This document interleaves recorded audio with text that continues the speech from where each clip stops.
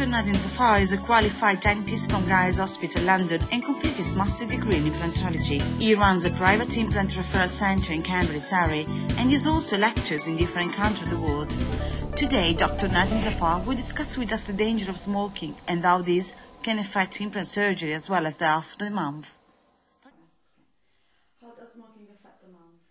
Well, smoking socially causes bad breath and staining off the teeth.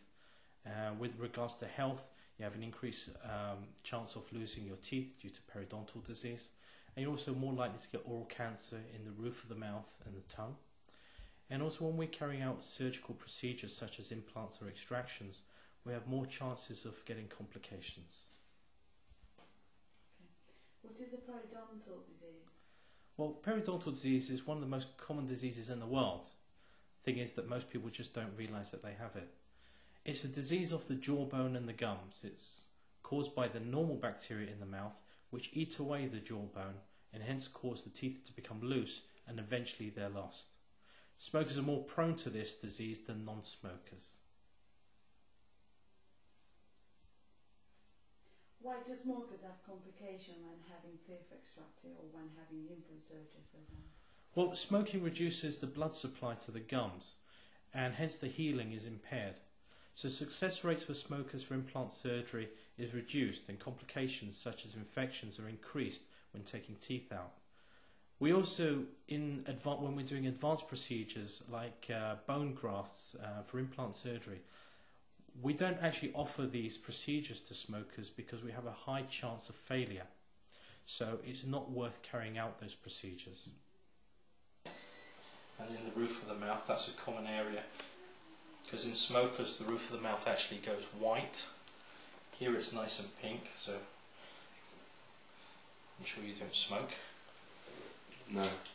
You have to think about that one. Is it good, is it? Huh? It's not white, it's white. No, it's not white, you're pink.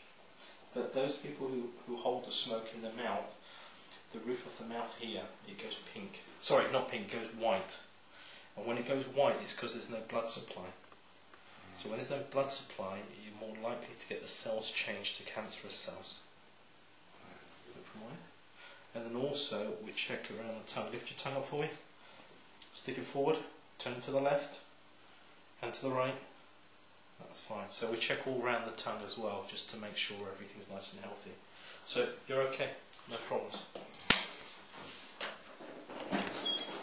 Periodontal disease is a type of gum disease which is an infection of the tissue that support the teeth. Smoking can be responsible for the development of periodontal disease. But is periodontal disease mainly due to smoke, or there are other factors which may trigger it? Yes and no. Okay. See, sometimes it has also a genetical factor involved. So that's why also you get some people who are more prone to it. Wow. Curable, you can slow the process down for some people. But for others, you just can't. And the only way you can slow the process is by seeing the hygienist regular. Because what she does is that she actually cleans the bacteria out from under the gums. So you get less bacteria under the gums, and so your body can actually cope with that amount of bacteria, so it's stable. But if you then start getting run down or tired, those bacteria start to proliferate more, start to eat your jawbone more. So we do get patients who have periodontal disease, at times of stress, their teeth and their gums feel worse because there's more activity happening. But you can only slow it down by seeing the hygienist regular. But once you've got it.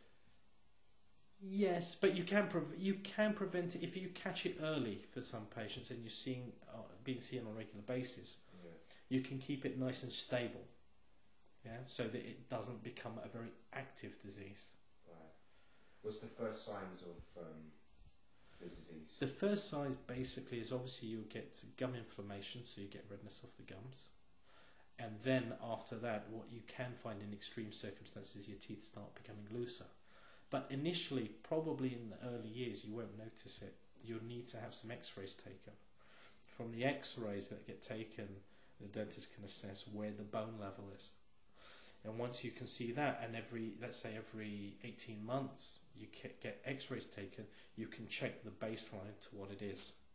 And from that you can assess there's something happening or there isn't. that's the way to tell it in the early stages. In the late stages, just the teeth become loose.